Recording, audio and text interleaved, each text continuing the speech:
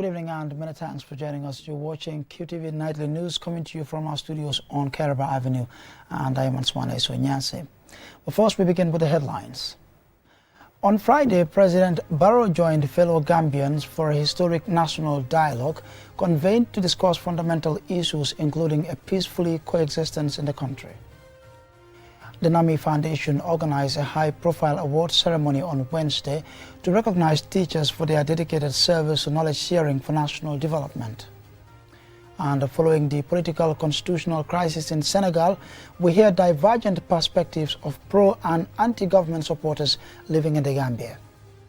In international news, fraudsters allegedly forged the signature of then-President Muhammadu Buhari and stole $6.2 million from the Central Bank of Nigeria. And in sports news, at the end of the month-long AFCON football fiesta, host and champions Ivory Coast and runners-up Nigeria have been showered with handsome rewards by their respective heads of state. Well, stay tuned for more on these and other stories.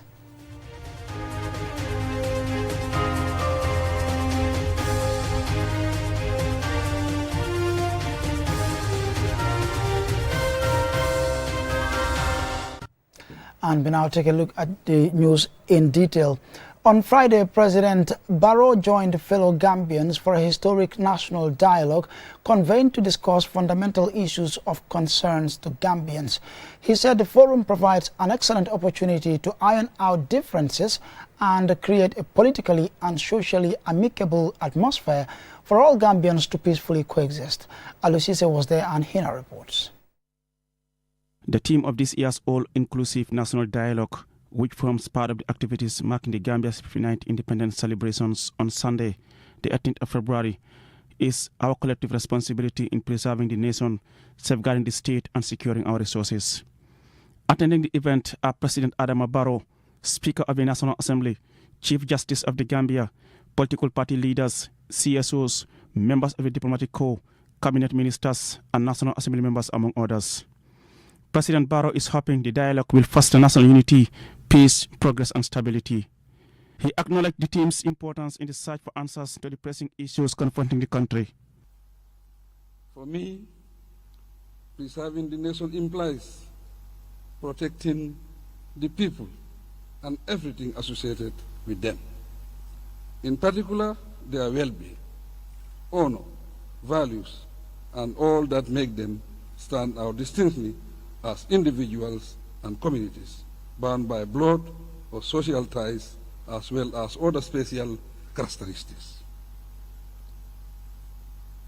An expected outcome of achieving this objective is a healthy, productive, and happy Gambian population. As a sovereign state, safeguarding the state implies protecting our land, borders, and everything directly under the authority and responsibility of the government. Justice Hassan B. Jallow, Chief Justice of the Gambia, says dialogue and communication are necessary to promote national cohesion and assist in appreciating our national values. He commends President Barrow for his commitment to democracy, national peace and the rule of law. Chief Justice Jallow advocates the need to further strengthen the justice dispensation system. A dialogue provides us with the opportunity to listen to each other, to understand our common as well as different perspectives. It equally enables us to identify the challenges we face as a nation and to develop a consensus on what measures need to be taken to address those challenges. Modke Sise, Chief of Staff at the Office of the President, who is also the chairperson of the National Preparatory Committee, commended his committee, particularly Ami Bojan Sissoho, Director of Press and Public Relations at the Office of the President, for the hard work in staging a successful dialogue. Fabakary Tombong Jatta, Speaker of the National Assembly, said the theme is timely and apt, considering the current realities of the country. He is optimistic about the future of the country and urged all to become united and work together for the development of the country. By this act of wisdom, the President has demonstrated unmistakable example of democratic maturity and political civility in the process of enhancing governance and national development in a domestic context of broad national harmony. When we reflect deeply, we will find that the very logic of this convergence find expression in the founding principles of our republic. The national pledge teaches us that it is the combination of government and people working together in unison and harmony that will lead us to achieve our common desires. Reverend Bani Manga and Sheikh Essa Dabo, the presiding bishop of the Methodist Church of the Gambia and the president of the Supreme Islamic Council, respectively, congratulated and thanked President Barrow for initiating the dialogue to reconcile Gambians and map out the way forward for the country. It is hoped that this dialogue becomes an annual, ongoing process and not just a one-off event. Reporting for QTV News, I am Aliou Cisse. Now, the Nami Foundation organized a high-profile award ceremony on Wednesday at the Sir Dawda Kairaba Jawara International Conference Center, where teachers were recognized for their dedicated service to knowledge sharing for national development. 7 teachers representing the regions in the country, including a national winner, were awarded trophies and cash prizes at the event. Mohamed Lamin Choi reports. Teachers from across the country converge for a special occasion that recognizes their noble service to sharing knowledge and impacting lives in the Gambia. This award ceremony, sponsored by the Nami Foundation in collaboration with the Ministry of Basic and Secondary Education, is reportedly the first since 2009. The Nami Foundation was founded by renowned multiple award-winning US-based Gambian teacher Al-Hassan Suso, who won the 2019 New York State Teacher of the Year award. But here's the truth though. What's wrong will always be available, but so is what's right. And tonight we are focusing on what's right. And what's right is to highlight the stories of incredible Gambian educators so that their stories could serve as an inspiration for the next generations to say, I want to be a teacher. The panel of national regional judges received 68 applications from teachers across the 7 regions. This was followed by an evaluation by the judges to shortlist 29 applicants and decide the teacher award winners from the 7 regions. Mazhar Sharif Ahmad of Nazir Ahmadiyya Muslim Senior Secondary School in Region 6, Fatou Kebe of Sare Malaw Lower Basic Cycle School in Region 5, Motala Boy of Saruja Lower Basic School in Region 5, Mohammed Mustafa Jan of Bureng Upper and Senior Secondary School in Region 4, Sekou Jallo of Kerewan Lower Basic School in Region 3, Lamin S. Kante of Kabafita Upper and Senior Secondary School in Region 2, and Abdurrahman Bah of Abuko Upper Basic School in Region 1 are announced as recipients of the Outstanding Teacher Award. Each will be going home with a trophy and a $50,000 cash prize from the Nami Foundation.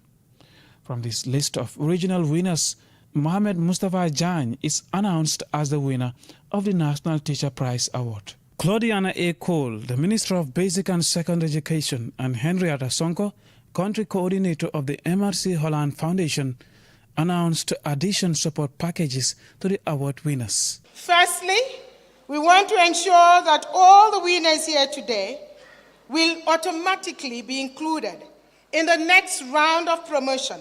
And like I said, you will have your brand new laptops, computers. You will be guaranteed a scholarship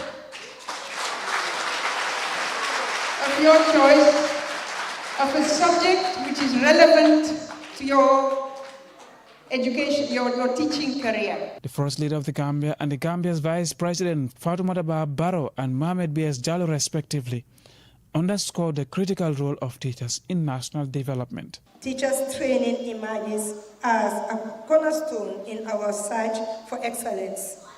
By equipping educators with the knowledge, skill, and tutorial strategies necessary to meet the diverse needs of their students, we invest in the future of our society. Education is the key to unlocking the potential of our people and transforming our society. By investing in our teachers, we are investing in the future of our nation. It is through their professionalism, creativity, and dedication that we will realize the objective of the Recovery-Focused National Development Plan. teachers form critical pillars of human capital development for the advancement of countries. This award ceremony signals the importance of recognizing, celebrating, empowering, and uplifting the lives of Gambian teachers to attract the best of the best into our education system. Mahmoud Lamin Choi, QTV News. And a report there by Mahmoud Lamin Choi on the Nami Foundation award ceremony will lead us to the commercial break, but we will be right back. The Gambia Revenue Authority GRA will hold the 6th edition of the Taxpayers Appreciation and Award Ceremony on Saturday, March 2nd, 2024. Oh yes, the awards is dedicated to our esteemed and valued taxpayers who consistently pay their taxes and duties on time, file their tax returns on time, present authentic and original customs documents, and comply with relevant provisions of the revenue laws. The ceremony will be graced by His Excellency the President of the Republic of the Gambia, Mr. Adama Barrow, Cabinet Ministers, senior government officials, members of the business community and development partners. A memorable night is assured in this year's award ceremony, which will take place on Saturday, March 2nd at the Keraba Beach Hotel commencing at 7:30 p.m. GRA is your GRA. GRA is our GRA. Collecting revenue for national development.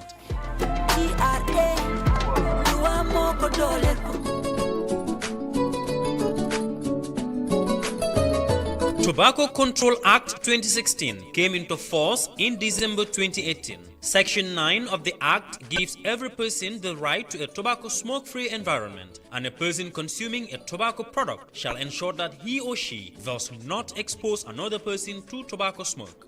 The Tobacco Control Act 2016 prohibits smoking, including the use of shisha in public places, workplaces, and public transports. A person shall not smoke in any part of any public place, workplace, or public transport and within 100 meters of such place.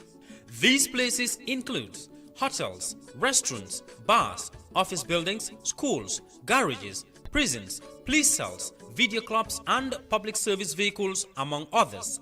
Any person responsible for a public place, workplace, or public transport shall ensure the observance of this section.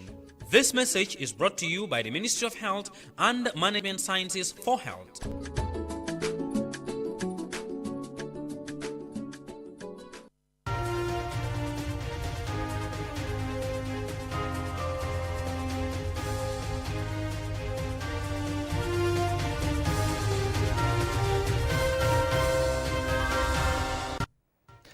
Well, thanks for staying with us, and if you're just joining us, you're watching QTV Nightly News coming to you from our studios on Caraba Avenue with me, Ansmane Nyase.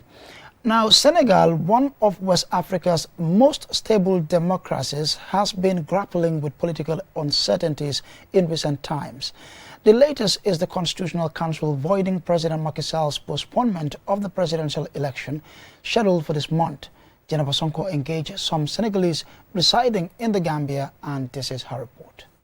Senegal's Constitutional Council has annulled the decree by President Macky Sall after the National Assembly vote to reschedule the country's elections from February 25th to December 15, 2024.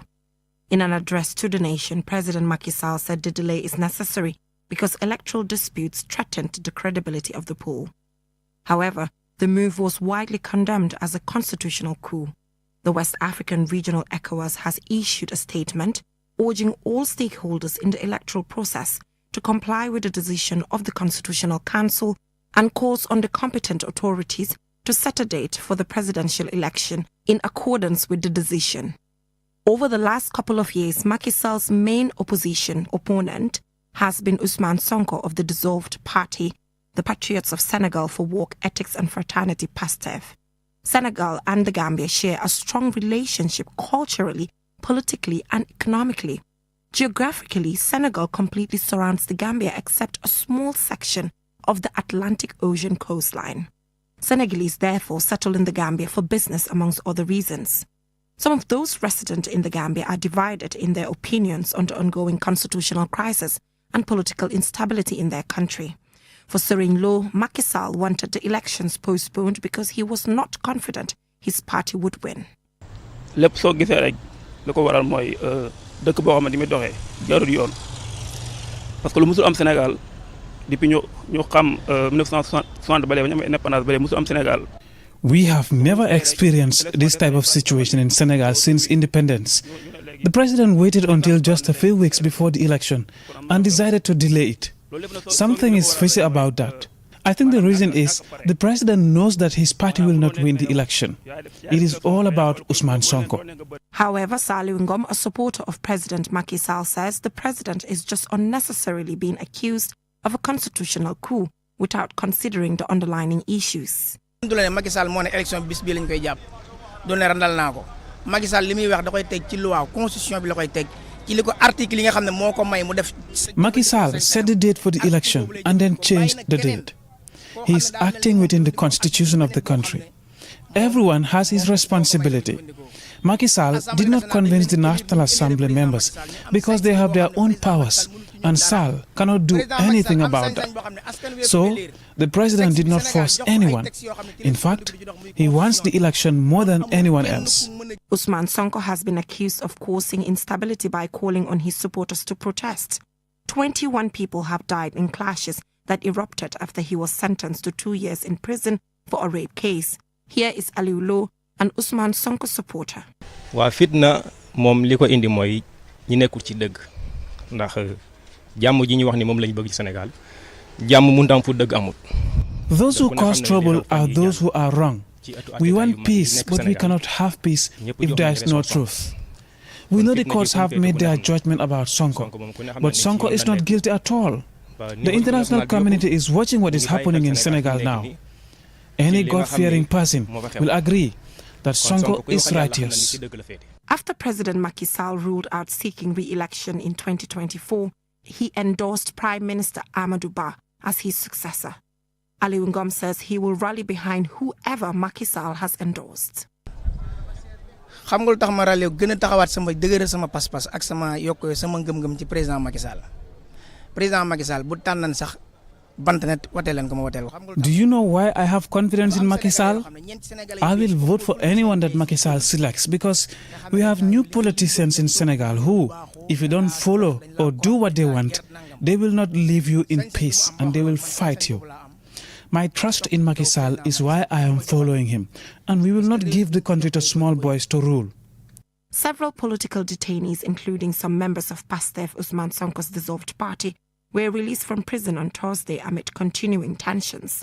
After the Constitutional Council's decision to void the postponement, relative calm has been restored in Senegal as citizens wait for the announcement of the imminent election date.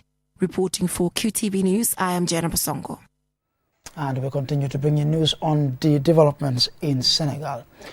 And now on to international news in a moment.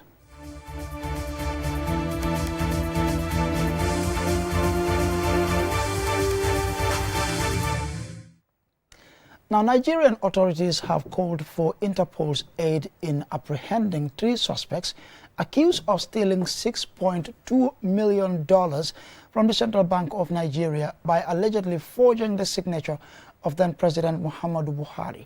Lena Igwenyiba reports. Authorities suspect the involvement of Nigeria's former central bank chief Godwin Emefiele, who was appointed by then-President Goodluck Jonathan in 2014 and reappointed by Muhammadu Buhari in 2019. Mr. Emefiele faces trial on 20 charges, including illicit receipt of stolen funds.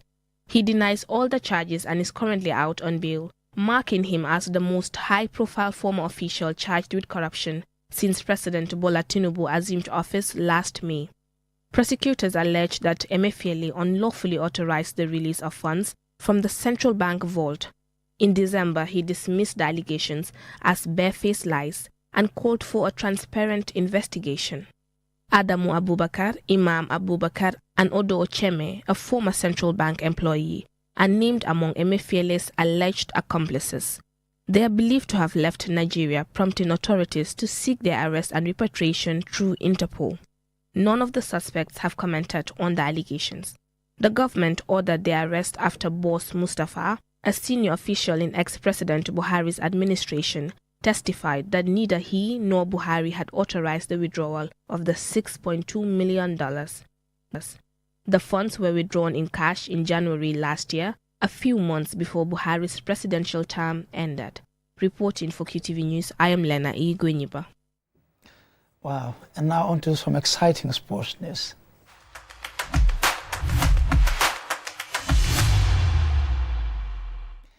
Now, at the end of the month-long AFCON football fiesta, host and the champions Ivory Coast and runners-up Nigeria have been showered with rewards by their respective heads of state, according to announcements made earlier this week. Loliam Kamara tells us more. $82,000 and a villa worth a similar amount is given to each player for the winning squads and non-playing staff of Ivory Coast and Nigeria. On Tuesday, Alassane Ouattara, president of Ivory Coast, held a reception to honor the victorious players at the presidential palace, where the honors and rewards were announced. Although they may have been disappointed to have lost the final, Nigeria's Super Eagles may have had their spirits lifted a bit. It is reported each squad member has received an apartment, a piece of land near the capital Abuja, and the country's highest civilian honors. Third place South Africa are also said to receive about $52,000 per player, according to reports. All these rewards are in addition to the rewards by CAF. Winners Ivory Coast get $7 million. Runners-up Nigeria get $4 million. Semi-finalists South Africa and DR Congo each get $2.5 million, while the 4 teams who made the quarterfinals take home $1.3 million each. Additionally, this year's Africa Cup of Nations enjoyed the highest viewing numbers in its 67-year history, thanks to the bigger broadcasting and commercial deals and greater use of social media. Almost 2 billion people are said to have watched worldwide.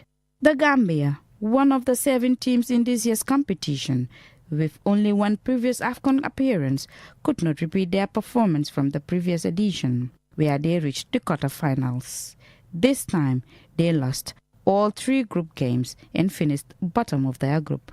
The 2025 Cup of Nations will be in Morocco, where the infrastructure is expected to be even better. Experts hope the global appreciation for Africa's footballing flair will once again translate into more starting slots for African teams at future World Cups. For QTV News, Lolly M. Kamara. And I'm afraid that's all about it for this bulletin. But before we take a leave of you, here's a recap of Farmian headlines. On Friday, President Barrow joined fellow Gambians for a historic national dialogue convened to discuss fundamental issues, including a peacefully coexistence in the country. The Nami Foundation organized a high-profile awards ceremony on Wednesday to recognize teachers for their dedicated service to knowledge sharing for national development. And following the political constitutional crisis in Senegal, we heard divergent perspectives of pro- and anti-government supporters living in the Gambia. In international news, fraudsters allegedly forged the signature of then-President Muhammadu Buhari and stole $6.2 million from the Central Bank of Nigeria. And in sports news, at the end of the month-long AFCON football fiesta, host and champions Ivory Coast and runners-up Nigeria have been showered with handsome rewards by their respective heads of state. Well, that's all we have for in this edition of the news. Do join us tomorrow, same time for more news. Until then, on behalf of the entire production team, thanks for watching.